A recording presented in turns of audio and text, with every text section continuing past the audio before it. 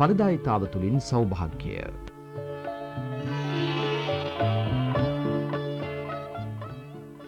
අදත් ඵලදායීතාව තුළින් සෞභාග්‍ය වැඩසටහන ඉදිරිපත් කරන්නේ කර්මාන්ත සංවර්ධන අමාත්‍යාංශයේ ඵලදායීතා ලේකම් කාර්යාලයයි.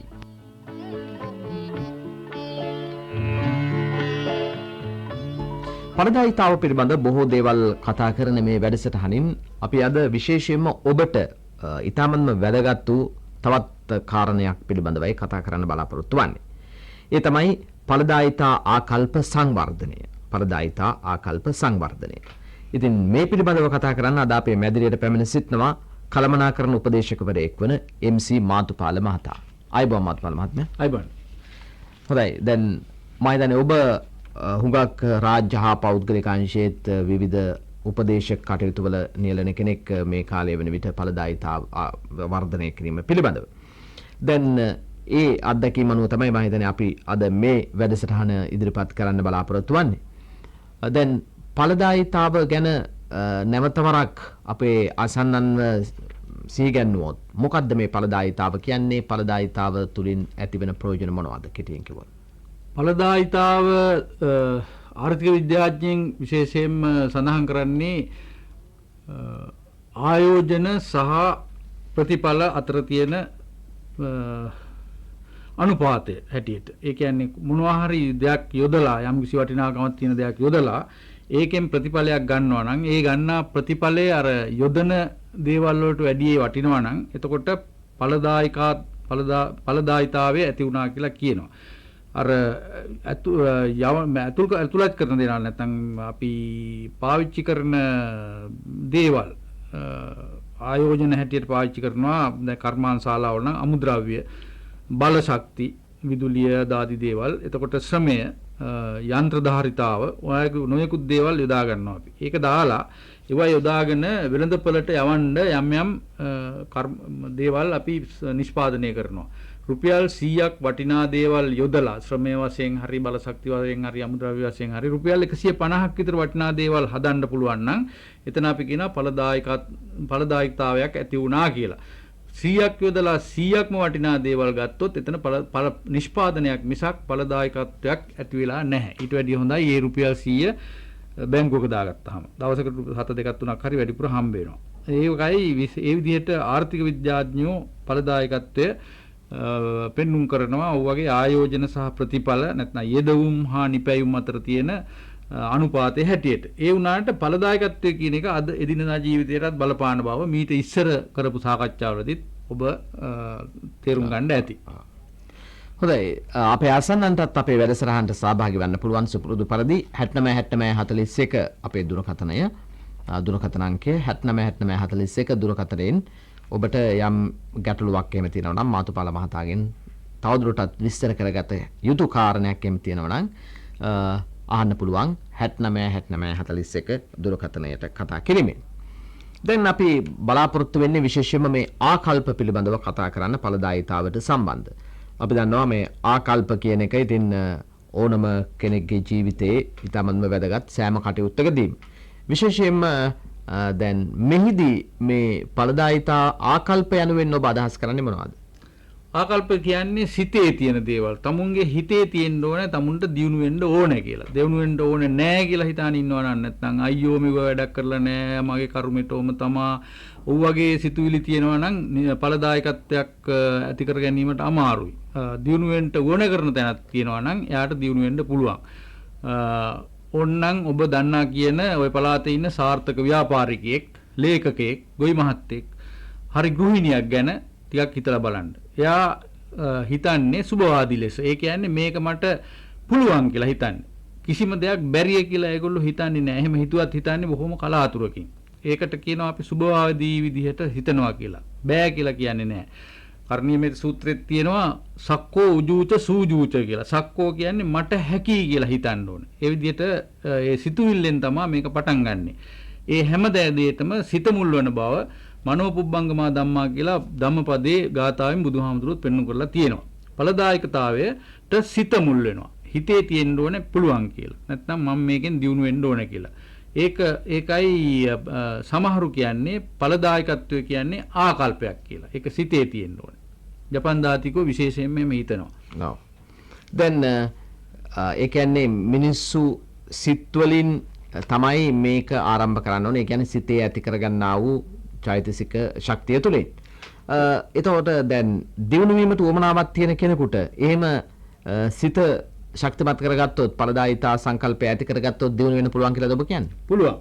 ඒක තමයි මම කියන්නේ. ඒක මම විතරක් නෙමෙයි හුඟක් දෙනෙක් ඒ විදිහට කියනවා මුළු ලෝකේ පුරාම යම්කිසි අරමුණක් කරා යාමට අවශ්‍ය නම් ඒක හිතාගත්තොත් ඒක කරන්න පුළුවන්. අපේ උනත් ගමේ අයගේ කතාවක් තියෙනවා දැනගෙන ගියොත් කතරගම නැත්නම් අතරමඟ කියන්නේ. යන්නේ කොහෙද කියලා හරියට දන්නවනම් එතෙන්ද යන්න ඕනකමක් තියෙනවනම් ඒකට මාර්ගය සලසා ගන්න පුළුවන්. ඉතින් මේ විදිහට නැතුව අපි කොහේ හරි යන් කියලා පාරට බැස්සොත් නන්නත්තරේ ඔහෙ ඇවිදී. මොකක් හරි අරමුණක් තියාගන්න ඕනේ. මං ජීවිතේදී අහවල් කාලේදී මෙහෙම වෙනවා නැත්නම් හෙට අනිද්දා මම මේ විදිහට කරගන්නවා. අද මගේ තත්ත්වය මේකයි හෙට මම මේ විදිහට ඉන්න ඕනේ කියලා එහෙම සිතුවිල්ලක් තියෙන්න ඕනේ. නැත්නම් හිත තමයි ඒකට වැඩ කරන්නේ. ඒ ආකල්පය ඇති වෙන්න ඕනේ. දැන් ওই සිතුවිල්ල ඇති කරගත යුත්තේ කොයි කාලෙද? හැම වෙලාවෙම. ඒ දැන් ජපන් කාර්යෝ ඕකට පාවිච්චි වචනවා ජපන් වචනයක් කයිසන් කියලා. ඒකට ඉංග්‍රීසියෙන් කියන්නේ continuous improvement කියලා. නැත්නම් දිනපතා නිතිපතා දියුණු වීම. අද මගේ බැංකු පොතේ තියෙන්නේ රුපියල් 100 නම් හෙට මම ඒක රුපියල් 101 කරගන්න ඕන කියලා හිතා ගන්න ඕනේ. ඒ විදිහට දිනපතා ඒක ඉවරයක් අවසානයක් ඇති කරගන්න බෑ. ඵලදායකත්වය කියන එක හැම වෙලාවෙම දියුණු වෙන්න ඕනේ. හැම වෙලාවෙම වැඩි වෙන්න ඕනේ. නැත්නම් යම්කිසි දවසකදී ඉතුරු නැවතුනොත් අර දියුණු වෙන අය හා සමග සංසන්දනය කරනකොට තමුන් පල්ලෙහාට යනවා වගේ තේරෙන්නේ. ඒක කිසිම දවසක නවත්තන්න හොඳ නැහැ. ඒතර මේ විශේෂයෙන්ම දැන් කුඩා කාලේදී ළමා වයසේදී මේ සංකල්පය කොහොමද සිත් තුළ ඇති කරන්න පුළුවන්කම තියෙන්නේ? හිතන්නකෝ ඉස්කෝලේ යන ළමයෙක් කියලා මම මේ සැරේ නැත්නම් අද මං පන්තියේදී ලකුණු 65යි ගත්තේ. මොකක් හරි අභ්‍යාසයක් දීලා. මං හෙට කොහොම හරි ඔක 70 කරගන්නවා. නැත්නම් ලබන සුමානයක 70 කරගන්නවා. මම මේ වාරේ බලනකොට මම 5 වෙනිදා. ලබන වාරේ වෙනකොට මම 4 වෙනියා හරි 3 වෙනියා හරි පළවෙනියා හරි වෙන්න ඕනේ කියලා හිතා ගන්න ඕනේ. ඉතින් අපේ තවත් ගම්වල කියමනක් තියෙනවා හඳට ගලක් ගැහුවොත් පොල් ගහේ කරඬුවට හරි වදිනවමයි කියලා. ඉතින් ඒක කියන්නේ තමුන්ගේ අර ඉලක්ක නැත්නම් තමුන් දියුණු වෙන්න ඕන නෑ කියලා හිතන දේවල් හැකිතාක් ඉහළින් හදාගත්තොත් භාගයක් දුරට හරි ගිහින් ඕක ඉවර වෙනවා. ඉතුරු වෙන්න පුළුවන්. ඔව් දැන් මේ වෙලාවේ අපේ වැඩසටහනට අපේ අසන්නේ එකතු වෙන දුරකථනයෙන් අපි බලමු ඔහුට මොකද්ද දැනගන්න අවශ්‍ය කියලා. ඔව් කතා කරන්නේ මොකද්ද ඔබේ කතා කරන්නේ මේ දෙනියායෙන් කොටපල අනුරුද්ධ හාමුදුරුවෝ. දැන් මාධ්‍යපාල මහත්මයා පාන්තිම පටන් ගත්තා මම ධම්මාම කියලා. ඵලදායිතාවෙන් උපරිම ප්‍රයෝජනයක් ගන්න නම් හිත මුල් වේ යුතුයි කියලා. කෙලිම බෞද්ධ දර්ශනයට අනුව පටන් ගත්තේ. ඉතින් අර මගෙන් මං අහන ප්‍රශ්නේ මේකයි. බොහෝ දුරට දැන් අපේ බෞද්ධ රටක්නේ. ජපානයේ දියුණු උනේ සංවර්ධනය වෙන්න ඕන කියන හැඟීම තිබුණු නිසා කියලා කිව්වා. ඉතින් ජපානය කියන්නේ බෞද්ධ රටක්නේ. අපටත් පුළුවන් ඒ විදිහටම දියුණු වෙන්න.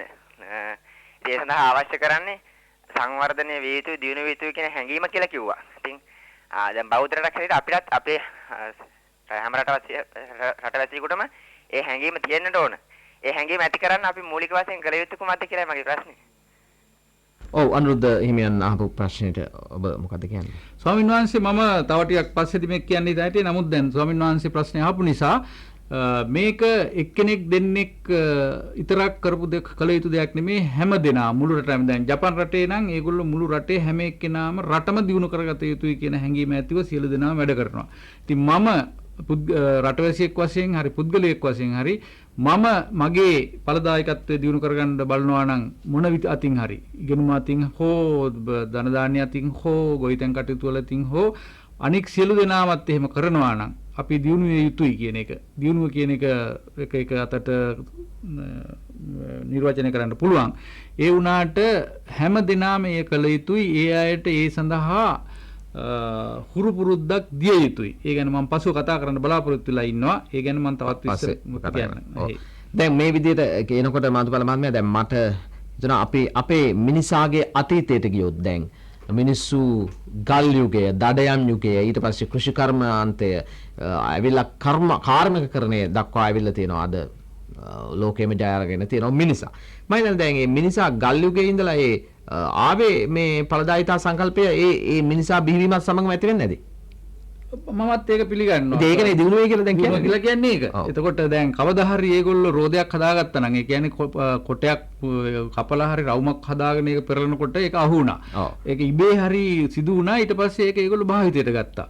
වැඩිදුර අපි අතීතයට යන්න ඕනේ නැහැ. 1950 60 ගණන් වල අපේ රටේ අපිට ඕන කරන හාල් වලින් 70%ක් විතර පිටරටින් ගෙනවා. ඉතින් අපි නිෂ්පාදනයේ 30%යි. අවුරුදු 30ක් 40ක් තිස්සේ කෘෂි කර්ම දෙපාර්තමේන්තුව ආදී නොයෙකුත් ආයතන මහන්සි වෙලා දැන් එක එක දේවල් කළාවකට කරලා ඉවරලා දැන් අපි ඇත්ත වශයෙන්ම සහලින් ස්වයං පෝෂිත වෙලා වාගේ තියෙනවා.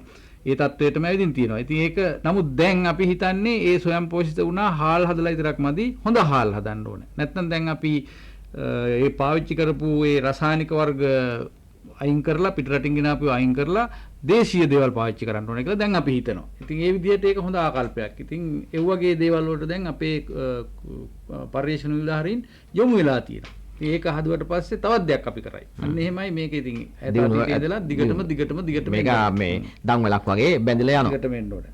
එහෙම නැත්නම් ඉතින් ලෝකේ නවතිනවා. ඔව් ලෝකේ නවතිනවා. දැන් ඒ වගේම අර මේ කුඩා වයසේ ඉඳලා මේ ආකල්ප ඇති කරගත යුතුයි කියලා කියනකොට දැන් සමහර විට දැන් අපේ දෙමව්පියන් ඒ වගේම වැඩිහිටියන් හුඟක් වෙලාවට මේ දරුවන්ම යොමු කරනවා මේ කොමාරි විභාගයේ පාස් වෙන්න ඕන කොමාරි පළවෙනියා වෙන්න ඕන කොමාරි වැඩි ලකුණු ගන්න ඕන කියලා. දැන් එතකොට දැන් සමහර අය තර්ක කරනවා මේ පුංචි කාලේ ඉඳලම මේ ළමයි නිකන් තරංගකාරී ලෝකයකට යොමු කළා ඒ ළමයින්ගේ මානසිකව වුන් මේ ව්‍යාකූල තත්ත්වයකට පත් කරනවා කියලත් සමහරු කියනවා. ඔබ මේ ගැන මොකද කියන්නේ? ඔබ පාවිච්චි කරපු එක වචනයක් නිසා තමයි කියලා දීම නැත්නම් ළමයින් උනන්දු කරවීම දෙමව්පියන්ගේ යුතුයකමක්. නමුත් කොහොම හරි කියන වචනේ මම පිළිගන්නේ නැහැ. දෙමව්පියන්ගේ යුතුයකමක් තියෙනවා තමුන් දන්නවා නම් ළමයෝ හරි දරුවෝ හරි පුතේ හරි කියලා මෙන්න මෙහෙමයි යෝග කරගන්න ඕනේ කියලා මඟ පෙන්වීමක් කරන්න ඕනේ. නැත්නම් තමුන් දන්නේ නැත්නම් ගුරුවරයෙකුට හරි තවත් ගමේ පන්සලේ හාමුදුරුවෝ ඇති පූජකවරයෙක් ඇති කවුරු හරි දන්න වගේ වැඩි දන්න කෙනෙකුට ලව්වා ඒ යොමු කිරීම මඟ පෙන්වීම කරන්න ඕනේ. එතකොට මඟ පෙන්වීම කරපුවාම මේ ළමයා ඒ විදිහට කටයුතු කරගෙන යාවි. ඉතින් දැන් අපි වුණත් අපිටත් පුංචි කාලේ මට මතකයි නොයෙකුත් දේවල් අපේ පුංචි අම්මා කියනවා මිරිස් කොටනකොට කතා කරන්න එපා කියලා. අහපුවාම කියන්නේ ඒ පැහිච්චකමක උඹට ඕනේ නැහැ උඹ කටවහගෙන මිරිස් කොටපන් කියලා. ඉතින් ඒ නමුත් විද්‍යාත්මක වශයෙන් බලනකොට මිරිස් කොටනකොට සූක්ෂම මිරිස් කුඩු වාතේ පාවෙනවා. කතා කරනකොට ස්වභාවයෙන් අපි හුස්ම ගන්න කටින් අර මිරිස් කුඩු උගුරට ගිහින් මිරිස් කොටන්න බැරි වෙනවා. ඉතින් පැත්තකටලා නිකන් ඉන්න ඕනේ. එහෙම නෙමෙයි ඒක කෙලින් අපි හරියට යොමු කරනවා නම් මිරිස් කොටනකොට කටවහගෙන නාහෙන් හුස්ම ගනින්න කියලා කිව්වොත් වැඩි වේලාවක් වැඩි ප්‍රමාණයක් මිරිස් කොටන්න පුළුවන්. නාහේ තියෙනවා දූවිලි අර මෙවුවා පෙරණ රෝම කූප කීපයක් ඉවෙන් උගුරට යන්නේ නැති ගතියක් ඇති වෙනවා. ඉතින් ඔව් වගේ අපේ වැඩිහිටියෝ ඔය පළදාගත් ආකල්ප අපිට පුංචි කාලෙත් කියලා දෙනවා. ලුණු සුද්ධ කරනකොට දත් අතරට ගිනි කූරක් හරි ඉරටයක් හරි තියාගන්නලු. ඒ කියන්නේ අත් වශයෙන් එතන ඒගොල්ලෝ අහපුවාම කියන්නේ ඒක කෙමක් කියලා. කෙමක් නෙමෙයි. ලුණු සුද්ධ කරනකොට කටෙන් හුස්ම ගත්තොත් කඳුළු ගලන්නේ නැහැ. ඒක ඉතින් සෞඛ්‍ය වශයෙන් හොඳ නරක කියන එක වෙනම ප්‍රශ්නයක්. ඒ වගේ නොයෙකුත් අදහස් තියෙනවා අපේ ගමේ අයගේ වුණත් ඉස්සර ඉඳලා එන මේ විදිහට අපේ මේ දරුවන්ව පළදායි විදිහට ඒ අයගේ උපදෙස් දෙන්න. දැන් මේ මාතෘකාවට කෙලින්ම සම්බන්ධ නුනත් මම ඔබෙන් අහන්න කැමතියි. පළදායිතාව කියන්නේ දුප්පත්කම නැති කිරීමද? දුප්පත් සහ පොහොසත්කම අතර මෙතන තියනවද පරතරයක්? නැහැ. මම හිතන්නේ ඒක ඒ විදිහටම යවුණු එකක් කියලා.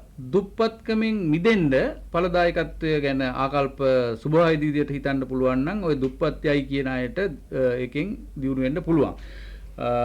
පොහොසත් අයට තවත් පොහොසත් වෙන්න පුළුවන්. දැන් නිදර්ශනයක් ගත්තොත් මම එක තරහ වෙද්ද දන්නෙත් නැහැ. මහවැලි ප්‍රදේශවල ඉන්න ගොවි ජනතාවට රජයෙන් මුලින් ලැබුණේ හෙක්ටයාරය හැම එක්කෙනාටම ගොඩින් අක්කර භාගයයි මඩින් අක්කර එකමාරයි. ඉතින් 79 80 ගණන් වල ඕගොල්ලෝ පදිංචි කරෙව්වේ. දැන් එච් ප්‍රදේශයේ පැත්තට ගියොත් දඹුල්ල පැත්තේ සමහරු ඉන්නවා සමහරු කියන්නේ සෑහෙන පිරිසක් ඉන්නවා ගෙවල් දොරවල් හොඳට හදාගෙන කඩවල් දාගෙන සාප්පු දාගෙන බස් ලොරි හැම අරගෙන හොඳට දිනු වෙච්ච අය. සමහරු ඉන්නවා තාමත් අර හදාගත්තු පොඩි පැලේ. ඒගොල්ලෝ මම දැකලා තියෙනවා මං අවුරුදු දෙකක් තුනක් පහුගිය අවුරුදු වල වැඩ කළා. අවදි වෙන්නේ නැත්නම් නැගිටින්නේ උදේ 10ට 9:00ට විතර. නැගිටලා තුවායක් ඔළුවේ දාගෙන තමුන්නේ කුඹුරු පැත්තට ගිහින් කියන්න කනගාටුයි ක්‍රමයෙන් කරකිලා එන්නේ කසිප්පු තිප්පලට. එහෙම නැතුව අර දියුණු වෙච්ච අය උදේ පාන්දර 5:00ට 6ට ඉතර කුඹුරුවට ගිහින් කරන්න තියෙන දේවල් කරලා බල් පැලයක් තියෙන නංගාල වල දාලා ඒගොල්ලන්ගේ වැඩ කටයුතු නියමිත වෙලාවල වලට කරනවා. ඉතින් ඒ විදිහට එකම විදිහේ සම්පතක් ලැබුණු කට්ටිය වුණත් සමහරු දියුණු වෙන්නත් සමහරු ටික දෙනෙක් හෝ ඒ තත්වයේම ඉන්නත් නැත්නම් කාලකන්ණි වීමටත් ඔය ආකල්පය කියන එක හුඟා දුරට බලපානවා. ඒක සිත තමයි මම නම් කියන්නේ තමුන් හිතුවිල්ලක් හිතාගත්තොත් මම කසිපු බොන්නේ නැහැ කියලා කසිපු නොබී ඉන්න පුළුවන්. දැන් ඒ වගේ මත බලමන්ද මම හිතන අසුභවාදී සංකල්ප අපේ රටේ ජනතාව තුළ හුඟක් වැඩි නේද? ඒ කියන්නේ අපෝ මේක හරියන්නේ නැහැ. ඕව අපට කරන්න පුළුවන්ද? ඔය මහවැලියේ ගිහිල්ලා වැඩ කරන්න පුළුවන්ද? ඒ වගේ සංකල්ප මේ ආකල්ප එහෙම තියෙනවා අපේ හුඟ දෙනෙකුගේ කියන්නේ කර්මය කියලා හුඟ දෙනෙක් හිතනවා. කර්මය කියන එකම නෙමෙයි කර්මය මොනවා කළත් හරියන්නේ නැහැ. ඒ රාෂ්ටකයක් තියෙනවා. නැත්නම් අහවල් ග්‍රහයක අපලයක් තියෙනවා. අරම කියලා හිටන් ඒ වගේ නොයෙකුත් ඒ ආකල්ප තියෙනවා. මම මොනවා කළත් මට හරියන්නේ නැහැ. ඒ කියන්නේ ජීවිතේදී හැමදාම සාර්ථක වෙන්නේ නැහැ. දවසක් දෙකක් නැත්නම් යම්කිසි අවස්ථාවකදී පොඩි කරදරයක් දෙකක් තුනක් එන්න පුළුවන්. ඒ ආවට ඒක උඩ පටවගෙන මුළු ජීවිතේම කලකන්නි කර ගැනීම සුභවාදීප විදිහට සිතන පුද්ගලයෙකුට දෙයක් නෙමෙයි. ඒක ඵලදායකත්වයට විරුද්ධ පැත්තක්.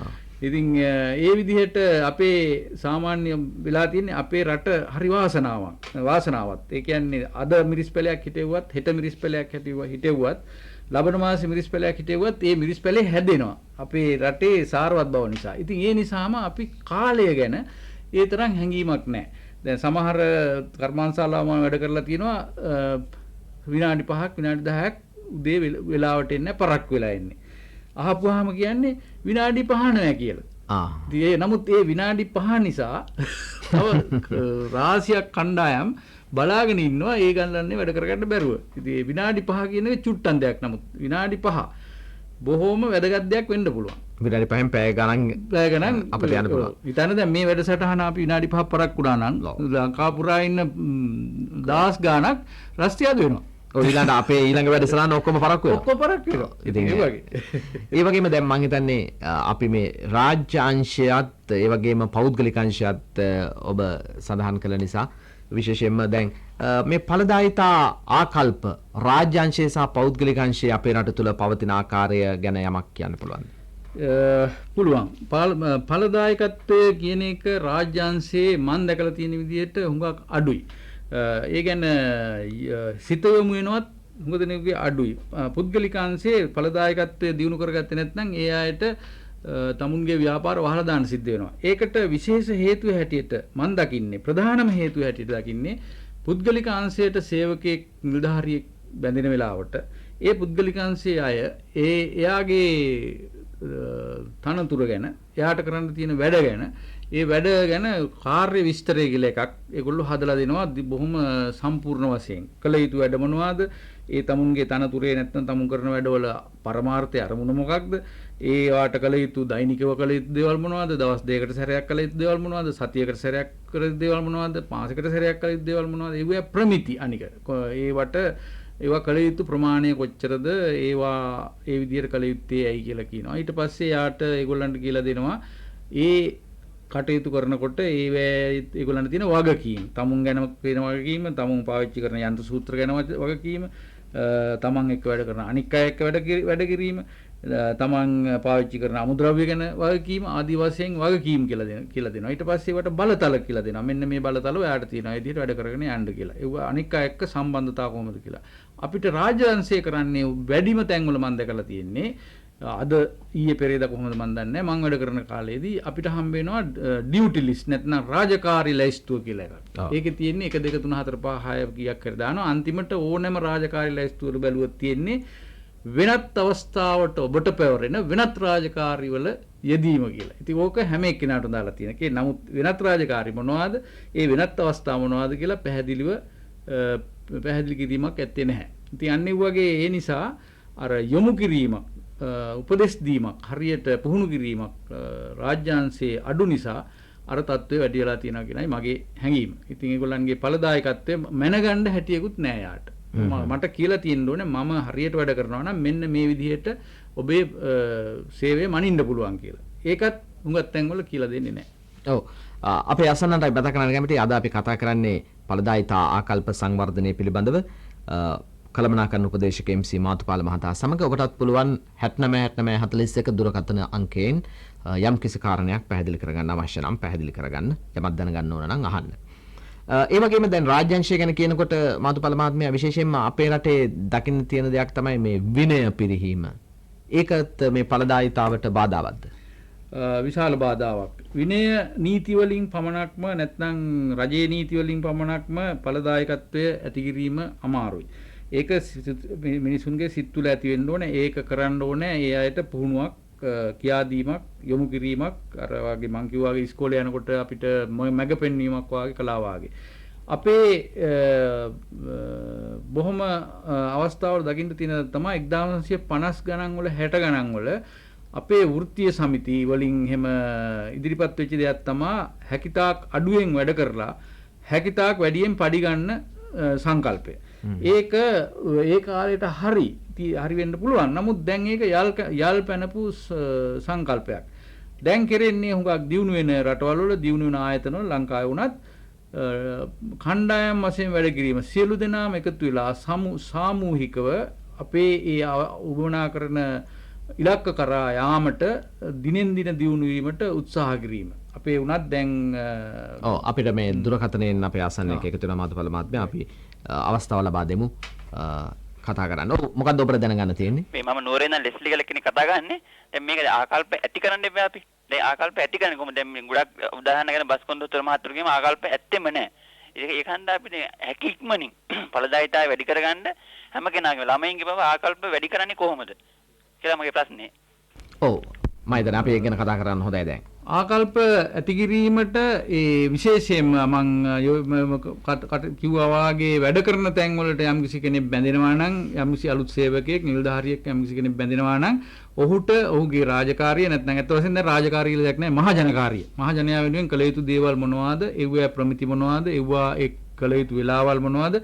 ඒ හරි දේ කියලා දෙන්නවා. හරි වෙලාව, හරි මිල, හරි තැන හරි අවස්ථාව ඔක්කොම ඒගොල්ලන්ට කියා දීමක් කරන්න ඕනේ ඒ අයගේ නායකයින් විසින් නැත්නම් ඒ අයගේ අධීක්ෂකයින් විසින් නැත්නම් ඒගොල්ලොන්ට බලා ගන්න අය විසින්. ඒ අතරම අපිට අපේ රටේ කරන තවත් දෙයක් තමයි දැන් දැනුවත් කිරීම කියලා දෙයක් අපි කරනවා. හුඟක් අය දැනුවත් කිරීමෙන් නවතිනවා. දැනුවත් කිරීම කරන්නේ දන්නා කෙනෙක් නොදන්නා අයට යම්කිසි විදිහක ඒවා කියා දීමක්. ඒ කියාදීමේදී එතනින් නැවතුනොත් අපිට ආකල්ප හදන්න අමාරුයි. දැනුවත් කිරීම අපි කරන්නේ යම්කිසි විදිහක දෙයක් කිරීමට හෝ නොකිරීමට අනික් අය උනන්දු කරවීම. ඒ උනන්දු කරවීමෙන් පස්සේ ඒ උනන්දු වුණොත් එතනින් එහාට යන්න තියෙන අවස්ථාවක් අපි ඕනෑම කෙනෙක් ඇගීමක් කියලා කරනවා. යම්කිසි කෙනෙක් මට මොකක් හරි දෙයක් කිව්වොත් මේ විදිහට කළ යුතුයි නැත්නම් මේ දේ නොකළ යුතුයි කියලා කිව්වහම මමම ඇගීමක් කරනවා. මේ මිනිහා කියන එක ඇත්තද බොරුද මාව රවට්ටන්න හදනවද? ඒ වගේ සාමාන්‍යයෙන් අපේ සැකයක් ඇති වෙලා අපි මේ විදිහේ ඇගීමක් කරනවා. මම කරගත්තේ නැත්නම් ඒ ඇගීම මගේ මිත්‍රයෙක් හෝ අහල පහල ඉන්න කෙනෙක් හෝ ගමේ කෙනෙක් හෝ විශේෂයෙන්ම ගොඩ පෙරක දෝරුව කියලා જાතියක් අපේ ගම් වල ඉන්නවා. ඒගොල්ලෝ ඇවිදින් අපිට කියනවා ඌ අහන්න එපා, ඌවම කරන්න එපා, ඌවම නෙමේ ඔය කියන ඒවා බොරු නැත්නම් ඌව කරොත් හරියන්නේ නැහැ. ඔය යාගේ යහපතකට යා කරගන්න හදන්නේ කියලා. ඒ අවස්ථාවෙන් පන්න ගන්න පුළුවන් නම් අපි කියන දේවල් අර දැනුවත් කිරීමේ පස්සෙන්ම ගිහින් අර ඇගීමෙන් එයාට තීරමක් කරලා දෙන්න පුළුවන් නම් මේක කළොත් හරි කියලා ඒ අය අපි කවුරුත් ඊළඟ අවස්ථාවකට වැටෙනවා. ඒක කරලා බලනවා. ඒ කියන එක හරිද කියලා බලනවා. එහෙම කළොත් හරියයිද කියලා. ඒ අවස්ථාවෙන් එහාට ගියොත් ඒ හරියයි ඒක තේරුනොත් එයා ඊට පස්සේ කරන්නේ ඒකට කැප වෙනවා ඒ වැඩේට. ඉතින් ඔන්න ඔය ක්‍රියාවලිය දැනුවත් කිරීම උනන්දු කරවීම ඊට පස්සේ ඒ ඇගීමේදී ඒක එසේයි එයාගේ සිත් තුළට ධාරණය කර ගැනීමට උදව් කිරීමේ වෙලාවේදී ඊට පස්සේ යාට එක එහෙම කරලා තමුන්ම ඉගෙන ගන්න කියන්නේ අපේ බුද්ධාගමේ හැටියට සම්දිත්තික විදිහට යම්කිසි දෙයක් ඉගෙන ගන්න. තමුන්ම ඉගෙන ගන්න මේක හරි කියලා. ඒක කිරීමට ඉඩ දීලා ඊට පස්සේ එහෙම කරගත්තොත් එයා ඒකට කැප වෙනවා. එයාගේ හිත ඒකට සම්පූර්ණයෙන් යොමු වෙනවා. තවත් අපේ අසන්නෙක් එකතු වෙනවා දුරකථනයෙන් අපි අවස්ථාව දෙමු. ඔව් කතා කරන්න.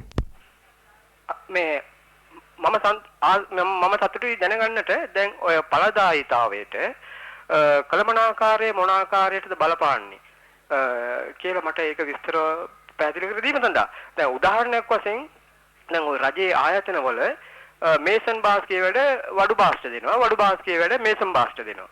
එතකොට මොකද එතන තියෙන ඵලදායීතාවයක් සිද්ධ වෙන්නේ නැහැ. දැන් මේ ඵලදායීතාවය තුල ඒ මේ සත්‍යන්තයේ ඔබතුමා විසින් ඉංග්‍රීසියෙන් පවත්වපු ඒ කතාවත් මම ඉතා හොඳින් අහගෙන හිටියා. මට ඒ සම්බන්ධව මට දැනට දෙන්න ඵලදායීතාවයට ක්‍රමනාකාරයේ මොන ආකාරයකටද බලපාන්නේ කියන එක. ඔව් කල්පනා. ඇත්ත වශයෙන්ම කළමනාකරණයේ ප්‍රධාන වගකීමක් තමයි ඵලදායකත්වය වැඩි කිරීම. ඒක අමතක කරන්න බෑ කළමනාකරුවන්ට. කළමනාකරුවාගේ සිත් කරන වැඩවල තමා ඔය සියලු දේම පදනම් වෙලා තියෙන්නේ.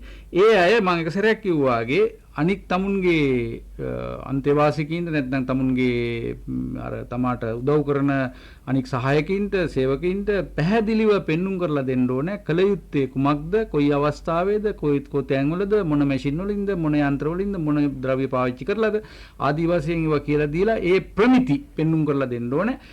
ප්‍රමිති පෙන්눔 කරලා ඒ අය කියනවා නම් ඒ ප්‍රමිතියට මට මේක කරන්න බෑ කියලා ඒක කරලා පෙන්වන්න ඕනේ. ඒකත් උඟත් තැන්වල කළ යුතු දෙයක්. ඒක කියන්නේ මේ කළමනාකරුවා සමහරලාට ඒ තරම්ම දක්ෂයෙක් නෙවෙන්න පුළුවන්. දක්ෂ දෙන්නේ තුන් දෙනෙක් හෝ අරගෙන ඒ අයට පෙන්눔 කරලා දෙන්න ඕනේ. මෙන්න මෙහෙමයි ඉව කරන්නේ. ඒක ඒ කියන්නේ ඵලදායකත්වයේ කියන්නේ ඇති කරනවා කියන්නේ නැහිලා වැඩ කරනවා නෙමෙයි. කියන්නේ මහන්සි වෙලා දාඩිය දාගෙන කරන එකක් නෙමෙයි ඒක. ඒක බුද්ධියෙන් කල්පනා කරලා කියන එක. දැන් තමුන්නාන්සේ අහගෙන හිටියනම් සමුදමන් කරපු කතාව මං කිව්වා අර ටේලර් කෙනෙක්ට එක කලිසමක් මහනවා නම් යාර 3ක් ඕනේ කියනවා. යාර 12ක දිග කෑල්ලක් ගෙනත් දුන්නොත් කලිසම් 5ක් දෙනවා කියලා. ඉතින් ඒ සාමාන්‍ය ගණන් වල හැටියට බලනකොට කලිසමකට යාර 3 නම් යාර 12න් හදන්න පුළුවන් කලිසම් 4යි. ඉතින් 4 5 කරන්නේ මිනිස්සයා මහන්සි වෙලා දාඩි දාගෙන මෙයාගේ බුද්ධිය පාවිච්චි කරලා ඒ දිග රෙදි කෑල්ල නමලා කපන ක්‍රමයක් එයාගේ සිතෙන් කල්පනා කරලා. ඒ වගේ ඒ කල්පනාකරුවාගේ ප්‍රධාන යුතුකම තියෙන්නේ වැඩ කරන්නේ කොහොමද? ඒවේ ප්‍රමිති මොනවද? ඒ ප්‍රමිති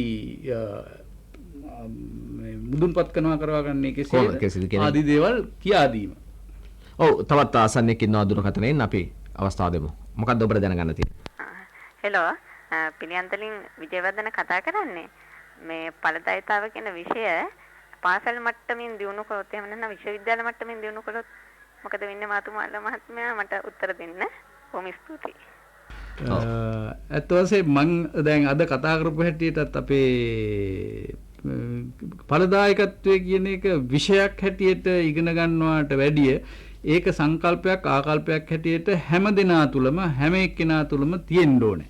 ඉතින් විෂයක් වශයෙන් අත් වශයෙන් දැන් ඒක ඉගෙන ගන්නවා උගන්වනවා හුඟක් අපේ ආයතනවලත් ඒවා මූලික සංකල්ප එහෙම කියලා දෙනවා. එතකොට අපි ගිහින් ඉුවේ ප්‍රායෝගික අභ්‍යාස කරනවා යම් යම් තැන්වල කරලා පෙන්눔 කරනවා. ඒගොල්ලොත් එක්ක එකතු වෙලා කොහොමද විශේෂයෙන්ම වැඩ කරන ක්‍රම අලුත් කර ගැනීමෙන් බුද්ධිමත් විදිහට වැඩ කර ගැනීමෙන් අපේ ප්‍රතිඵල වඩා දියුණු විදිහට ඇති කරගන්නේ කියලා. විෂයක් වශයෙන් දැනටමත් ඉගෙනනවා. නමුත් ඒක උපාධියකට ප්‍රොඩක්ටිවිටි කියලා නැත්නම් ඵලදායකතා උපාධිය කියලා එකක් තාම හදලා නැහැ. ඒක ඉංජිනේරු විද්‍යාවේ කොටසක් හැටියට කරනවා. ඌ වගේ තවත් කළමනාකරණයේ කොටසක් හැටියට කරනවා. හුඟක් දැක්මල ඒක කරනවා. මේක ආකල්ප තමන්ම ඇති කරගන්න ඕනේ. ඒත් වශයෙන්ම අද අපි කතා කරන්නේත් ඒක හැම විෂයකටම හැම අවස්ථාවකම හැම කෙනෙක්ම ඒක තමුන්ගේ සිත් තුළ තියාගන්න ඕනේ. මම දියුණු විය යුතුයි. දියුණු වීමේදී මම බුද්ධිමත් විදියට වැඩ කළ යුතුයි. හෙට වෙනකොට අදට වැඩිය හොඳින් ඉන්න ඕනේ මම කියලා හිතන්. ඒකයි මම නම් පුද්ගල වශයෙන් අපිට කියන්න පුළුවන් ඒක. හොඳයි එහෙනම් අපිට වෙන් වෙච්ච කාලය අවසන් වුණා. අපි බෙහෙම ස්තුතිවන්ත වෙනවා ඵලදායිතා ආකල්ප සංවර්ධනය පිළිබඳව අද ඵලදායිතාව තුළින් සෞභාග්‍ය වැඩසටහනෙන් කතා කරපු MC මාතුපාල මහතාට බොහොම ස්තුතියි මාතුපාල මහතා. බොහොම ස්තුතියි. කර්මාන්ත සංවර්ධන අමාත්‍යාංශයේ ඵලදායිතා ලේකම් කාර්යාලය ඉදිරිපත් කරන ඵලදායිතාව තුළින් සෞභාග්‍ය වැඩසටහනේ අද තාක්ෂණික දායකත්වය ලබා දුන්නා චිත්‍රානන්ද සිල්වා නිෂ්පාදනය කළේ සෝමපාල විතානගේ ඔබට කතා කළ මම තිස්ස ජයවර්ධන අපි යලිත් ලබන සතියේ හමුවන්නට බලාපොරොත්තු වෙනවා. ආයිබෝවන්.